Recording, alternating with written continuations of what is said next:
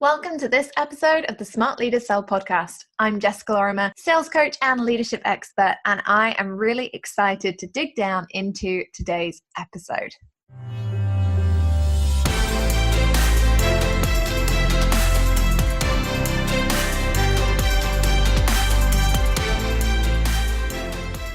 Okay guys, so I am super excited to introduce the lovely Mariah Coz to the Smart Leaders Sell podcast today. Welcome, Mariah.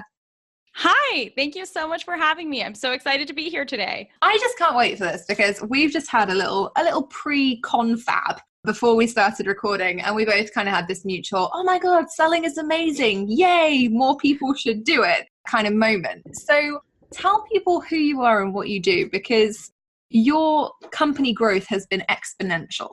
Yeah, so my name is Mariah, and the main things that we do with our clients, the main things that we help people with is course creation, launching their online courses, creating really high converting webinars, and then building out their evergreen funnel system. So kind of in that order, creating a course, launching a course, really getting really good at webinars, and then from there being able to create an evergreen funnel system to sell your courses on autopilot. So we kind of take people from the beginning of online course business model all the way through to scaling it up through evergreen automations. And I think that's kind of, my passion isn't just the one hit wonder, oh, you had one good launch. We're really all about the whole ecosystem of the online course business model. I was just going to say, I love that word ecosystem, because that means there's actually a strategy in place, right? It means that it's not just a case of, hey, spray and pray, I have a webinar, maybe you should come, buy a thing, and then never do it again. Like, ecosystem signifies that there is actually a process in place for this working on evergreen. Yeah, and the thing is that there's so many different pieces, and it's not just about, mastering each one individually or just being good at one of them. It's really about how they interact with each other and how your launches feed into your evergreen, how, your webinar system works with your evergreen system, how you kind of use all the different pieces together, like you said, in the ecosystem, so that they're all integrated and interacting with each other in the right way. And that's what really creates like the sort of like flywheel of momentum in a business like that, where you can really start to grow consistently month to month, instead of, what we hate to see is people just kind of living like launch to launch and just having these like really, like, it looks like an actual roller coaster, right?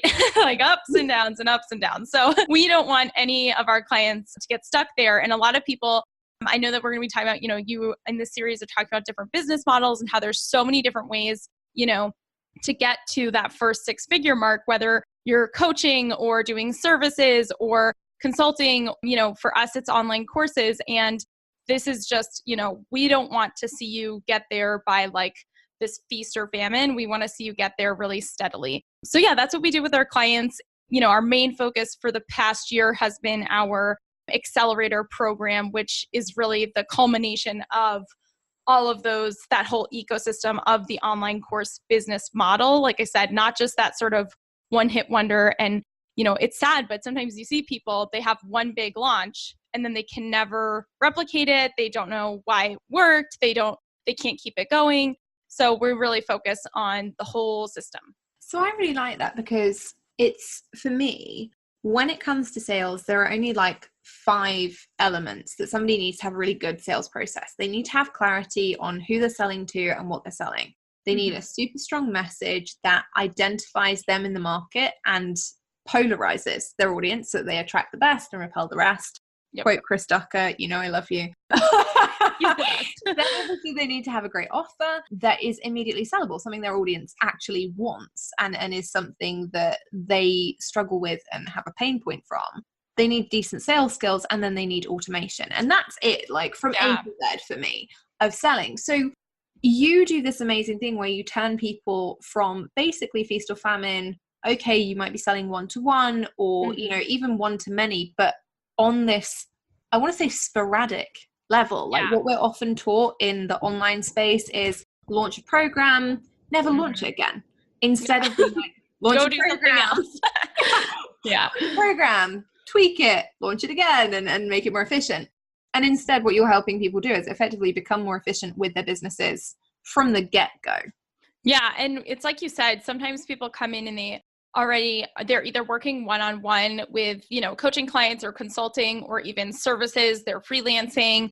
We have plenty of clients who have either like e-commerce businesses and they want to introduce an educational side. So like one of our clients sells hair extensions, like the physical products, but she realized that there's a huge need for people to need the training in order to learn how to install them. So she created this course and then inserts that into her e-commerce funnels.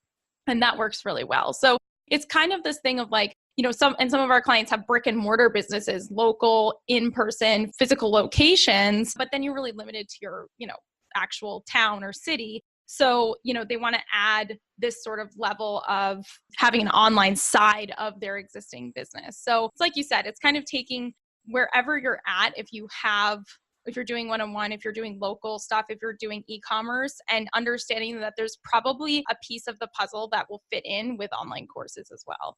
I love that. So how did you fall into this like course space? Because courses for me became really popular, I don't know, 3 years ago. That's when I first saw everybody and their dog trying to create a course. And honestly, coming from corporate and having taken all these courses, I was in some cases really impressed and really surprised by the amazing content going out there and people going out and selling these things.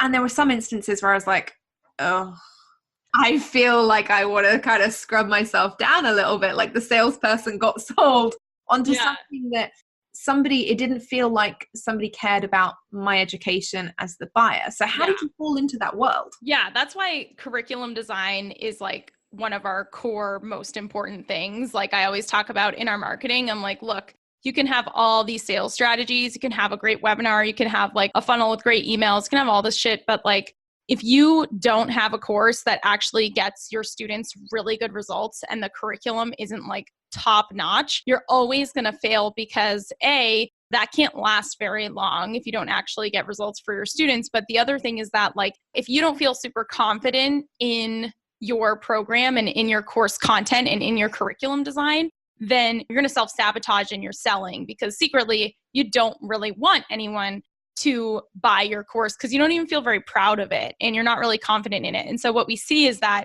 if you don't have really amazing course curriculum, which is a huge focus for us and with our clients, then all the selling stuff doesn't matter. It's not going to help you because you don't even feel good about the course you created. So it's so important to have really, really good curriculum that actually teaches people. And we've continued to refine how we sort of teach teaching, right? And a lot of our clients come to us and maybe they're like, oh, I've been teaching in-person workshops, so I know I love to teach. Or I love, I used to be an elementary school teacher, so I know I love to teach. And so they have this like thing inside them that they know they love to teach, but it's just about putting it into a framework of being like, okay, here's how, especially in the modern world, here's how to package that up into curriculum that people can actually understand, that people can consume. We have this whole framework for like making sure that you're really doing your content justice where like, is this the vehicle that's the best way to communicate this content? And for some people, it's audio. For some people, it's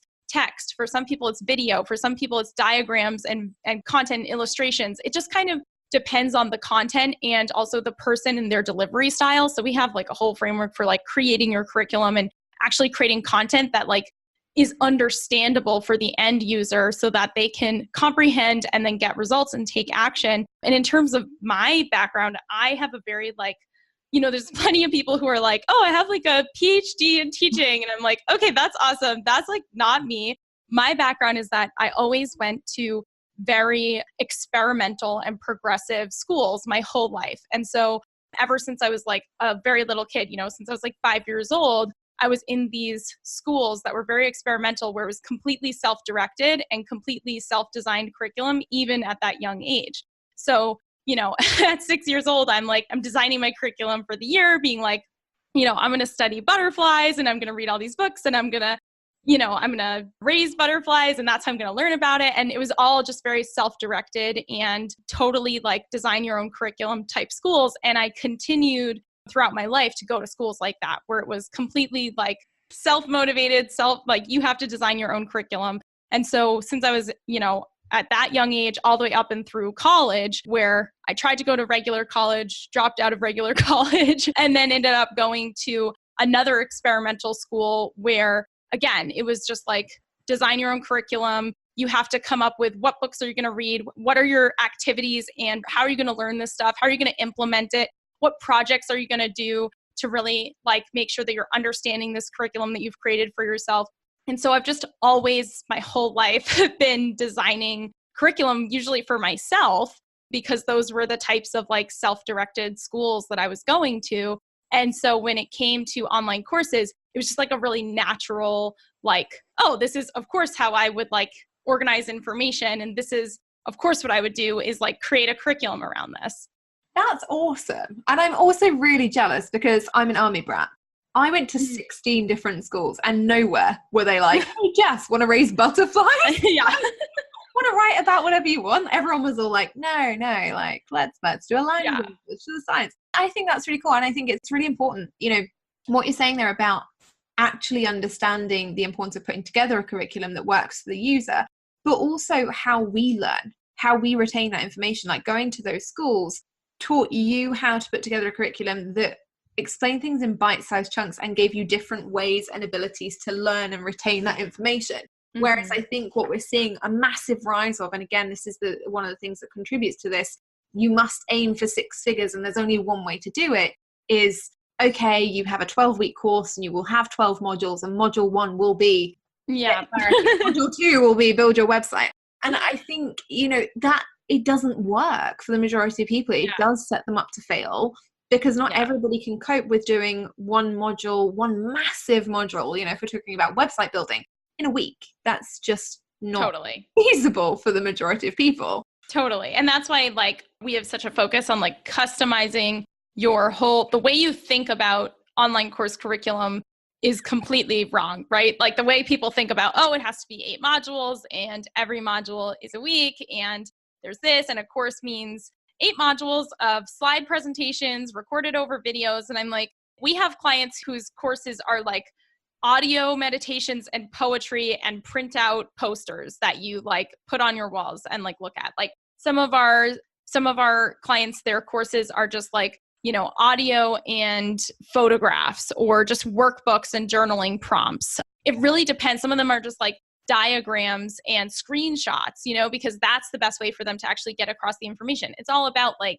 you have to connect the delivery of your content to the actual course. Like, what is the topic of this course? You can't just shoehorn your content into this structured format that everyone follows. It usually doesn't work. And if you have resistance to creating your course content, it's because you're just in the wrong format, right, for you. So if you're like, oh, I really don't want to sit down and make that module, or if you're like, oh, I hate creating course content, then you're just not in the right format for you, because really it should flow and be really fun and feel really exciting if you're doing it in a format that feels easy and natural to you. And I like that because I'm going to segue, guys, to see how I did this into the sales part, which is if you are feeling resistance towards something, you're not going to sell it. And like you were saying earlier, you will self-sabotage, you will stop yourself going out and selling it. And ultimately it won't be as successful as you wanted it to be. So before we jumped on, we were talking and you were saying how you actually really like sales. Has that been something that is the case right from the beginning of your business, or is it more of a learned behavior, I guess? I always love sales. I'm like one of those like natural born marketers that's just like, it comes so naturally to me. I didn't understand that I had a special skill in terms of marketing and writing copy and selling and presenting and being really good at like, you know, speaking and selling on stage or selling on a webinar. Like I didn't understand that that was a special skill. I thought that I just, you know, when I first started my business, I was like, oh, this is the easy part. This is like the fun. And this is like, you know, everyone could do this. Everyone can write amazing copy. Everyone can sell like a motherfucker. Like that's just like the easy thing. But then I realized like, no, that's actually like a really valuable skill, but it comes really naturally to me. And I think it's just like I think like at the core of it, it is my enthusiasm and my like just so deeply confident in the products that we provide and the insane value. Like I just know that you're getting 10 times the amount of value that you're paying for when you buy one of our programs. And I just know that so deeply. And I'm so confident in the value we provide and what we do for our students and clients that I don't have, I don't feel like, oh gosh, selling is so icky or selling is so hard. I just feel like I'm doing the world a great service by making sure that they can access and purchase my programs. And I think when you know that what you sell is really, really, really helps people, which I know that what we sell is genuinely so helpful for people, then all that sort of fear of selling melts away. And I think it's really interesting. So I was watching Wolf of Wall Street last night, and in my opinion, it's one of the best films that you can watch if you want to learn about sales. Now, obviously, we all understand Jordan Belfort did a few bad things, and we're not going to go into that. But the reality was he was a natural salesperson. And when you watch that film and when you look at the pitches that he makes on that film, you understand that it was his enthusiasm. Now, okay, he had many of the wrong drivers, primarily just about his own need for cash and things like that. But actually, it's his enthusiasm and his passion that is the bit that comes across to the customers. When you're watching those sales calls, that's what it is that makes him stand out. It's, oh my goodness, if I buy from this guy, I'm totally on board with what's going to happen and my stocks are going to go through the roof and I am buying into a solid company. I think having that level of self-belief and also the ability to convey it is what makes a great salesperson. Yeah, like being able to communicate that in a way that you're kind of like up here, you have like all the nuances, you understand everything almost like to a fault. It's like that kind of curse of knowledge, but to be able to communicate it and meet the other person where they're at is so powerful. And I think what happens sometimes is that our people who, especially the people we work with, like you said, they're very passionate and enthusiastic about what it is they do. So they love teaching. They love answering questions about what they love. Like they love engaging with people. And so, for example, like if it comes to like a live stream or a webinar and they're in the sort of teaching content, or even when they're writing a blog post or creating free content, they're like so excited and enthusiastic during the teaching part. But then sometimes what can happen is like, they think that there's this like hard line between like providing value and just teaching and selling. And so then they're like, oh gosh, I have to switch into selling mode. And then they kind of freeze up. They get really uncomfortable. Like the pitch of their voice like changes and they're all weird sounding.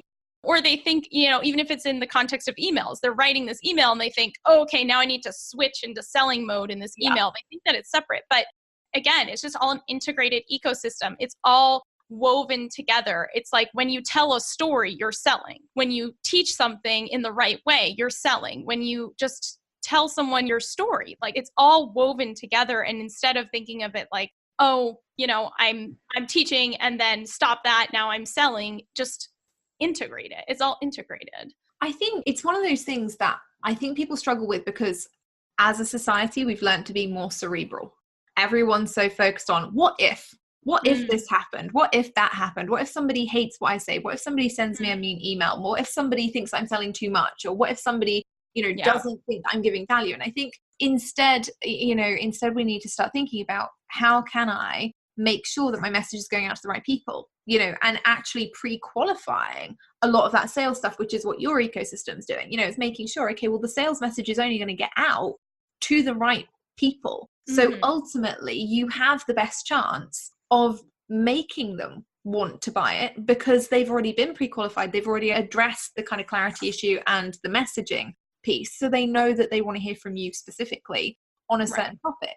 And I think the other thing to that is that selling is service. When you sell to people well, I think selling should contain value. If nothing else, people should be learning, when we're doing things like this or when they're watching sales pitches or reading sales emails, they should be learning, oh, great, selling is normal.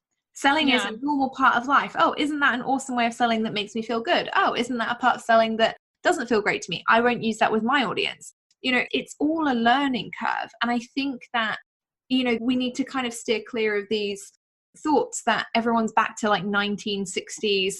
Here, buy this car, buy this set of windows, sell me this pen style style, because that ultimately that's not what people are doing online anymore. And it's not what's working. Yeah, selling is just like education and storytelling and helping people make decisions. Like it's totally, I 100% agree. I tell my clients that all day long is like selling is serving, especially when you know that like they are going to be helped by your product, then like you have to explain to them how it's going to help them and how it works and why, how it's going to have an impact on their life. And if you don't, then like you're not sharing that gift with them. And you have to do it transparently. I mean, there's no point in being embarrassed or the kind of shy seller, right? Shy kids do not get sleep, as one of my friends says. It's that kind of thing. You have to be really transparent. What are the benefits? Why should somebody buy this? Why should somebody buy it now? What's the reason of urgency? And ultimately, you've got to make them feel like you actually want to sell the thing. Because if you make them feel like, yeah, today this is £97 because, maybe you should buy it. It's kind of awkward for me to say, but everyone goes, oh, well, there must be something wrong with your product or your service. People can tell. You don't want to sell it, And I think that's a big part in getting to six figures is, can you sell transparently? Are you proud to sell transparently or not? Yeah. No, absolutely. I think that's the thing. And that to me always comes back. Someone who's in one of my programs, if they are like, oh, I did a webinar and I didn't feel really good about the pitch. And like, I just don't know if selling on a webinar is right for me because like pitching live is like so hard and blah, blah, blah. And I'm like, yeah, like it's not an issue. Like the webinar pitch is not the issue. And like the mode of doing webinars is not the issue. The issue is like, we have to go back to the foundation of how confident are you in your product? And do you truly, truly deeply believe that this is going to help the people who buy it, that this is a fair exchange or more than fair exchange, that they're getting, amazing value for what they're paying for, that this is going to actually have an impact on them. And if there's anything, then we just go back to, well, what do we need to do to give you that confidence? Do you need to add something to your program? Do you need to maybe update your course curriculum? I mean, we see that a lot where people maybe created a course, a year ago and they don't feel super good about the content at the moment. They're like, oh, it's kind of out of date, or I wish I had better quality audio or like whatever.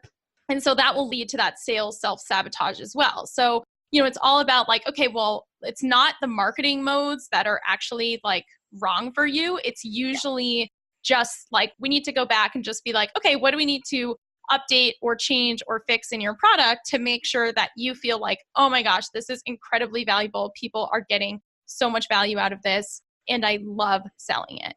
Yeah. And that is the thing. You have to wake up in the morning and be like, I'm really excited about this. I'm excited to see what it's going to change for other people. And also, I think there's a part of every salesperson that needs to recognize that you want the sale for you too. I don't know about you, but whenever I get pings in my inbox, which happens, let's face it, every day it happens now, but I still get excited. I still have the notifications on because every time I'm on a call or I'm doing a Facebook Live or I'm recording a podcast or whatever, I see a notification and it'll go, oh, PayPal, or oh, this, you've landed a payment. And I'm like, yes! And it doesn't matter how much it's for. It's the fact that the system is working and that I'm really proud of what the business is doing and what I'm doing, and also what our audience is doing, which is ultimately investing in themselves and taking action. Totally. I love that. Yeah, you have to I think that's so true, is like never lose that excitement and enthusiasm and that novelty of like I do the same thing every single sale, whether it's for a $20, little program or it's for a $10,000 program or something like that, anywhere in between. It's all really exciting. Like I always get excited about the notifications. It's like, and gratitude and appreciation and just like, oh my gosh, I can't wait to help that person, take a look at their name, be like, awesome. I can't wait to help Linda. She's going to be so happy with this. Like just taking that appreciation for every single little sale that you make. I think having that little moment of gratitude is super, and staying excited about it and staying humble about it is like so important. I totally agree. Because people will get jaded and they'll be like, oh, well, I'm used to making 100 sales every launch. And so the first 99 don't matter. And I'll be like, okay. They're kind of the most important. So there you go. If you buy anything from either me or Mariah, you know that every time you buy, we are doing a happy dance internally or externally. Yes. Oh, externally, everywhere. All around the kitchen. Definitely. So let's talk about this six figures thing, because it's come up a lot in the last couple of years. And I think sometimes six-figure marketing is great and it's done really well and it's inspirational and it gives people a goal and it can really motivate people to want a bigger goal and do something different for themselves. But also on the flip side, I see a lot of people marketing six figures and not really knowing what's perhaps behind that curtain, because over the last couple of years, we've had a rise of what I call baby business coaches who have been, they've come from other industries and they've gone to a business coach, and the business coach has been like, oh yeah, you can't make money in the health industry. You can't make money in the relationship industry. No, be a business coach. Exactly. Okay. And so they've kind of ended up in that space where they've become a business coach and they're selling business coaches to other business coaches to be business coaches. And we've ended up with this weird like six-figure pyramid scheme where not many people are actually hitting the goal. So what does it take, in your opinion, to make six figures? Yeah. So, and I think I'll start by just saying, like, I think that number is just super arbitrary. Like, I don't think that is really actually a lot of people's goals. I think that they have just adopted like a goal that they thought, I'll have someone be like, I want to hit the 6-figure mark or even the 7-figure mark. And I'll be like, great. Like, what are the plans for that $100,000? What are you going to spend it on? Or what do you need that for? Like, is that to, buy a car? Is that to go on vacation with your family? Like, what does that mean to you? And if they don't have the answer, then I know that they're going to struggle more than necessary to get there, because money needs a place to go, right? So money needs a purpose and it needs a place to go. So if you set a goal to hit 6 figures and it's arbitrary and you haven't written down exactly what that money is for or what it's going to be used to do, like, is it going to pay off your mortgage? Is something that's actually meaningful to you? I mean, for a lot of our clients, it's like they either want to, contribute more to charity or, to their church, or they want to, set up a dog sanctuary, like something like that. So what does that money actually mean to you? And so to me, it's like, I think that the 6-figure mark for a lot of people is not their actual goal. And if they sat down and did the math, they might find, oh, I really just need to make like $80,000 a year. And that would cover like more than enough. Or, oh, I need to make $200,000 a year because like, that's actually what I need to make the change I want to make. So I think that picking a number that's real for you and actually like you've taken the time to write down what you're going to use that money for is really important. And then from there, what we've seen in terms of, and we've helped tons of our clients get to the 6-figure mark starting from zero.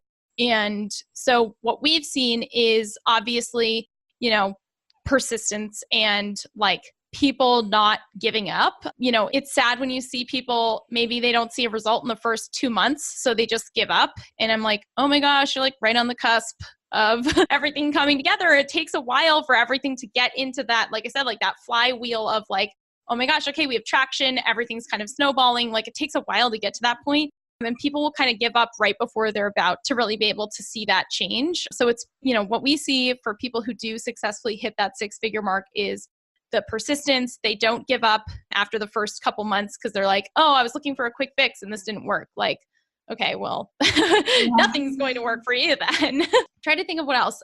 Okay, so one of the things that I also don't like, and so what our clients don't have, our most successful clients don't have any sense of entitlement, which is like, I deserve to make 6 figures, or I deserve to have X number of launch, or I deserve this. It's just getting rid of your ego. You can't have any entitlement. You're not entitled to have a good launch. You're not entitled to make X number of dollars. Like, no one owes you anything. You have to fucking earn it. So it's just a sense of like, some of our best clients who we've helped get into the multiple $500,000 to $800,000 range in the last year, they just have this, they have no entitlement and they're grateful for every single sale. Like you said, every single $100, $200 sale that comes in, they're so excited. They are like just delightfully, almost like pleasantly surprised. Like we have clients who will have a multiple 6-figure launch and be like, wow, like I didn't expect that. I'm just so pleasantly surprised, as opposed to the people who are like,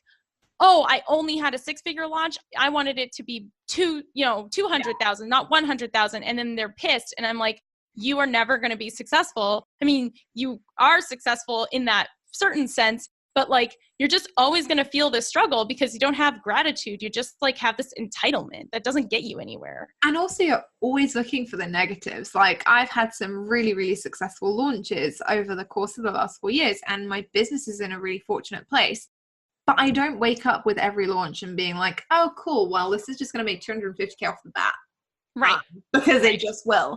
And it's even when you have predictable revenue streams, you can't do that. You've still got to watch the data. You've got to look at the metrics. You've got to understand, okay, is this going well? Do I need to tweak anything? Is there anything that I can change? Can I make it better?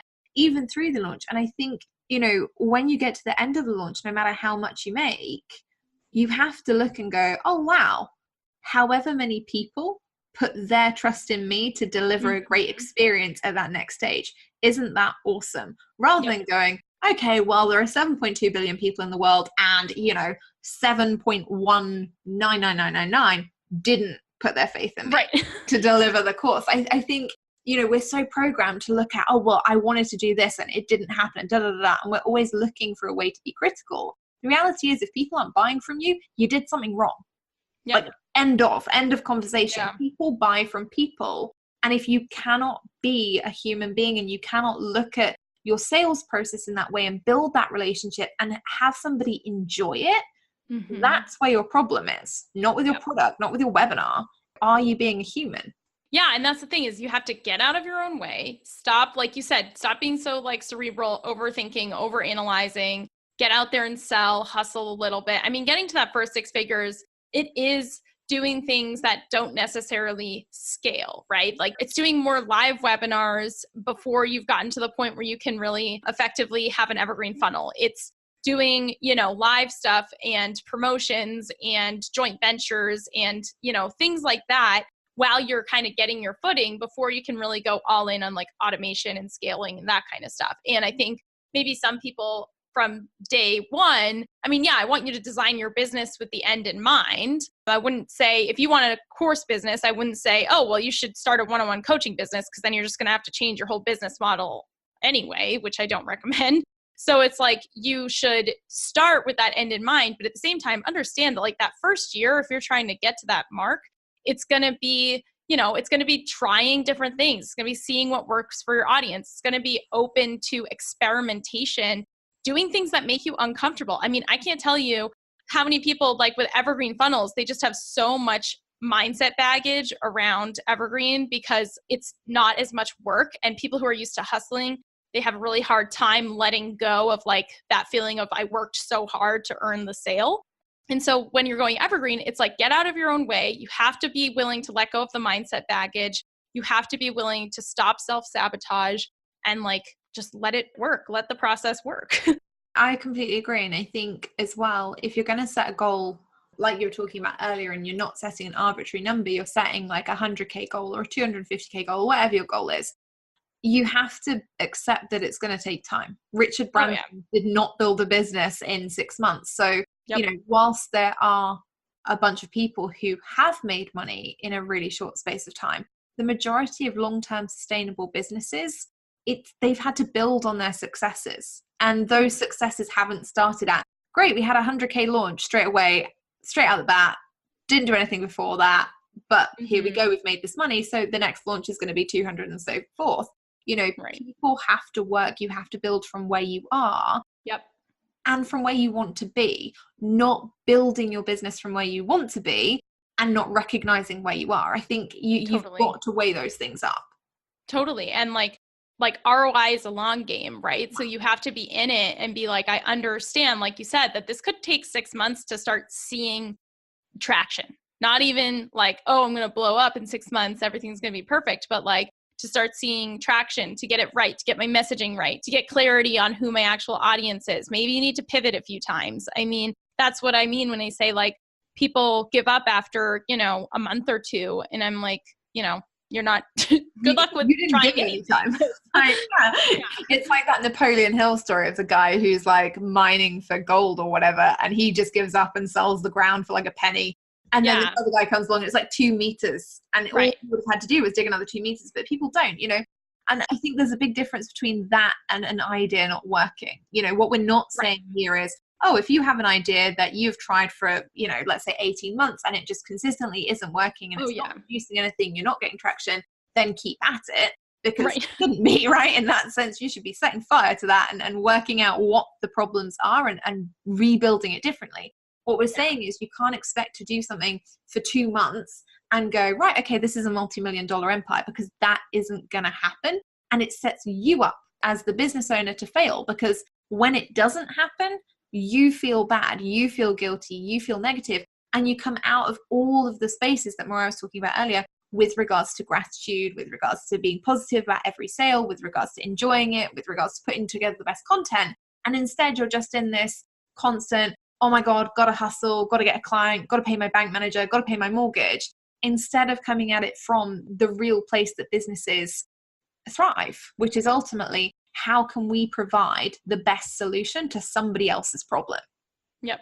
Absolutely. Yeah. It's just coming from that place of like your launch or your business or like your sales are not about you. And like it's about like, I don't fucking care what you want or what you need, or like you as the business owner, like your hopes and dreams are irrelevant when you're selling a solution to people's problems or you're helping people in their life. Like, it's not like, oh, I really wanted to like buy this car, after this launch. And it's like, that's not the place to come from. Like, you can't come at it from that place. You have to come at it from the place of like, how many, it's like I said, I look at the name of every single person that buys any of our products every day.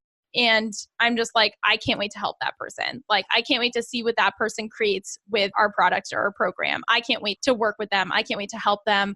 I just like, it's what is it going to provide for them? What is it going to do for them?